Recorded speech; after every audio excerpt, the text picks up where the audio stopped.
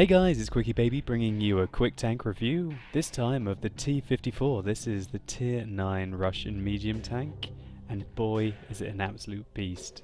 To sum up this tank quickly, it's a very well frontally armoured medium tank which is low profile with poor gun depression and a very punchy 100mm gun. This is an absolute beast of a Tier 9 medium tank. It's an absolute brawler, and it really is one of the most powerful tier for tier tanks in the game. This is a great all-rounder, and the only thing that it lacks that I would like it to have is gun depression, but hey, you can't have it all. Let's take a quick look at its stats. We can see that it's got 1,650 hit points, which is fairly standard for a tier 9 medium tank. It's quite light, 35 tons, so you don't want to be ramming anything in this unless it's a light tank. It's got 700 brake horsepower, which means that it's got an excellent horsepower to ton ratio of nearly 20 when fully equipped. It's got a 56 km/h speed limit, which gives it a significant amount extra speed over, for example, the M46 pattern, which has a 48 km/h speed limit. Its traverse speed is wonderful, 48 degrees a second, so this is vastly more mobile than the E50 is. Now let's look at its very impressive armor, 120mm at the front, which is very well angled, 80 at the side, which is capable of bouncing small arms fire, and very poor armor at the back with 45mm. This tank has got a very good turret. You can hit the cupola from the front, but basically at range, hitting this tank in the turret is almost an insta-bounce with 200mm of frontal armor. The side armor is also excellent with 160mm, so if tanks think they can shoot you in the side, they better be hitting on your flush surface or your flush on your cupola. And the turret armor at the back is easily penetrated with 65 degrees, but the angling of the turret means that if they don't hit a flat surface, that it's really going to bounce. Really, do not underestimate the armor of the T-54. Frontally, as long as you reverse and you angle around about like this, and you try and get the enemies to shoot on your upper plate, you're able to bounce most lower tier tanks and some tanks of the same tier. This tank has got excellent view range of 390 meters, and its turret traverse is 44, which means that it's quick to aim at its targets. For my loadout on this tank, I like to use vert stabs, a gun rammer, and vents. Also, to maximize the maneuverability of this tank, I remove the speed governors on it. However, only use this if you don't mind raging once in a while when you get set on fire. There's one big thing that you need to know about this tank, guys, and that's that it has two different 100mm guns. Looking at them here in the tech tree, you can see that there's an optional 100mm and a 100mm that is on the way to this T62A.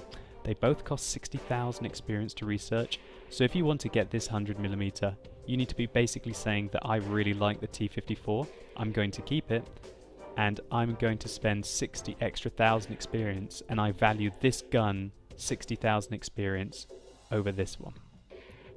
To highlight the differences between the guns, this is the optional gun, and this is the gun that's on the way to the T-62A. So we can see that the optional gun has got quite a bit better rate of fire. It's got less penetration, 18mm with the standard ammo, but the same premium penetration. It's got the same alpha damage. It's got better accuracy of 0.04, and it's also got, now this is significant, much better aim time of 2.3 rather than 2.9. This gun, in my opinion, is miles better.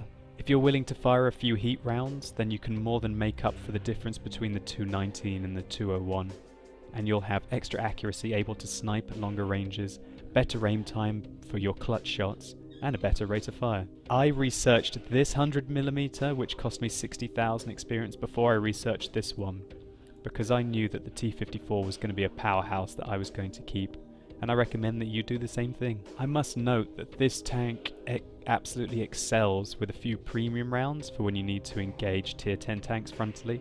This tank has got 350mm of penetration with heat, which is so much higher than the 201mm with the APCR. With this 350mm, as you're going to see me do in the gameplay, you can make fun of some of the superstructures of the German tanks and come out on top in tricky situations. Still, this 200mm is more than enough to go through most tanks frontally of lower tier, and really you need to get the sides and the rear of equal and higher tier tanks to penetrate them reliably. So without further ado, let's take a look at some gameplay. So here we go, we're playing on El Haloof in my T-54. As you can see, I have a very funky paint job on this tank. One thing I will add is that I recently got a new crew in the T-54 and I'm training them up again. I did move my crew into the T-62A, and I thought that I was going to enjoy the T-62A more than I actually have. And so I'm actually inclined now to try and go back to the T-54, where I feel that the tier for tier, it's a more strong tank. So, I'm playing on El Haloof, and you see that I went down. I did not spot anything, and so I really wanted to keep the pressure up. As we can see there, we managed to weather the storm. One tank misses us, and the AT-15 hits our track. I really want to push the tempo and put the pressure on the enemy.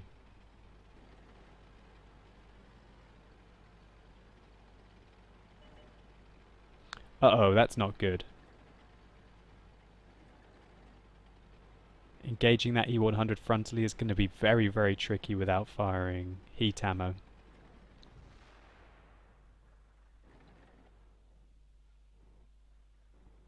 So as we can see, our WZ-120 has gone up the east along with the T-44. So I basically want a proxy spot. I want to try and allow my artillery, which you can see there are 4 of, to do some work. So there's a Yak Tiger on my left. I'm really not worried about him. I don't feel like he's going to make a move on me.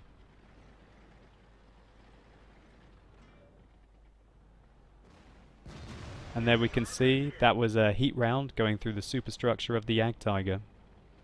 I know I can fire 2 at him before I get a chance to... he gets a chance to shoot me. So I go back out and fire a second shell.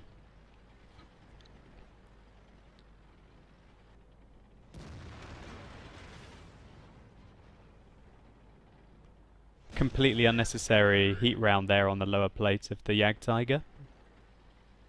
But I really want to try and take out these tanks as quickly as possible. And as we can see, we've already got the E-100 taken out from our artillery.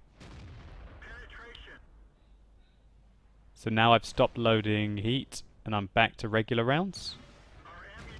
Fortunately, we lose our ammo rack from the AT-15, but we put it back into play and we take a hit there from the Yak Tiger. Back to working the lower plate of the Yak Tiger with our AP rounds.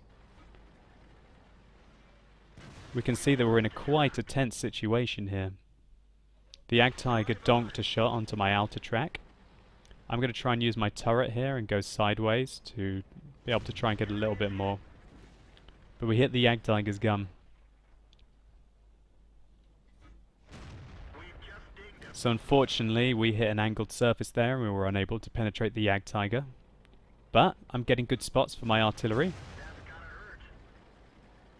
And we put another heat round there into the upper plate of the Yak Tiger before he went down. So as you can see, I make careful use of changing between AP rounds and my heat rounds in the T-54.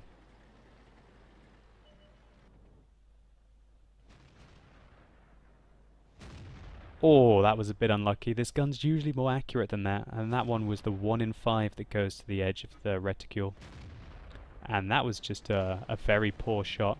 I really thought I gave enough lead, but the Lorraine 155 is a surprisingly quick tank.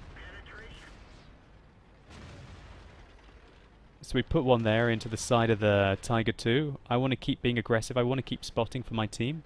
I feel like my artillery are doing some good work. And I want to keep doing work for my artillery.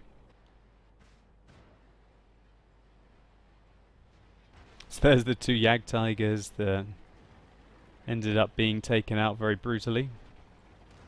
Now we're going to do some work to this Tier 8 Chinese medium tank. I'm checking behind me to make sure I'm not getting flanked.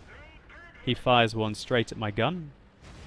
I no longer have a repair pack, but you can see there the excellent rate of fire of the 100mm.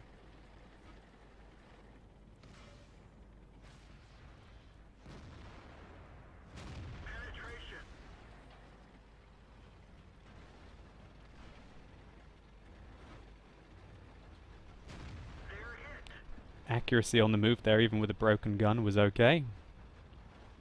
And I'm going to go and try and get behind the T-34.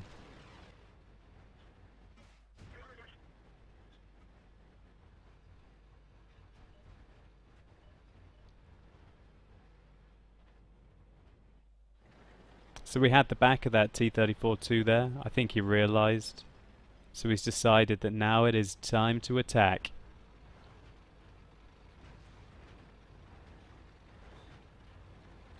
And we're going to finish this game off in style. Have some of that! I lost a lot of health, but I secured the kill at the end of the game.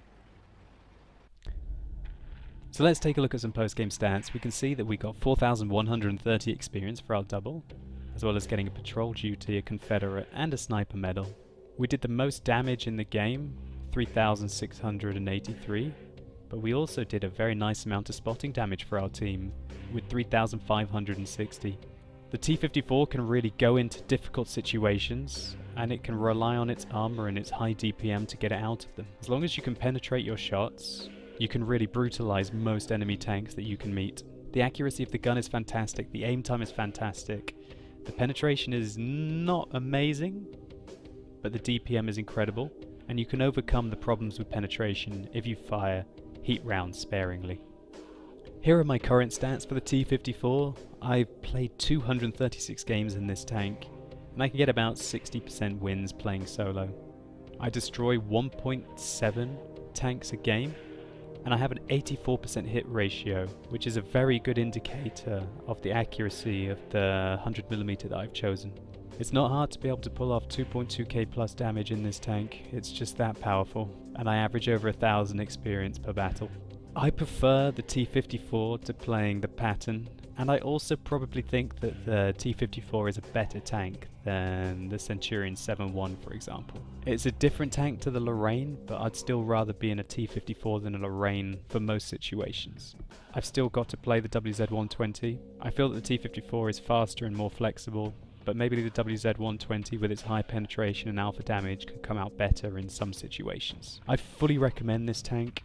You cannot go wrong with it. It's a very fun tank. You can play it like a brawler. You can really go in and have insane amounts of laughs with this tank. The frontal armor is completely troll, and if you angle it well, you can really make a mockery of tier 7 and 8 tanks, for example. If you want to see me play more of the T-54, then why not come and check out my live streams on twitch.tv/quickybaby on Tuesdays, Thursdays and Sundays. So I hope you've enjoyed this quite short review. If you haven't already got one, definitely pick one of these up, you won't regret it. And I would also recommend that for all T-54 drivers who eventually get the T-62A, think about keeping your crew in the T-54, it's that fun. As always guys, thanks a lot for watching, you've been epic, and hopefully I'll see you soon.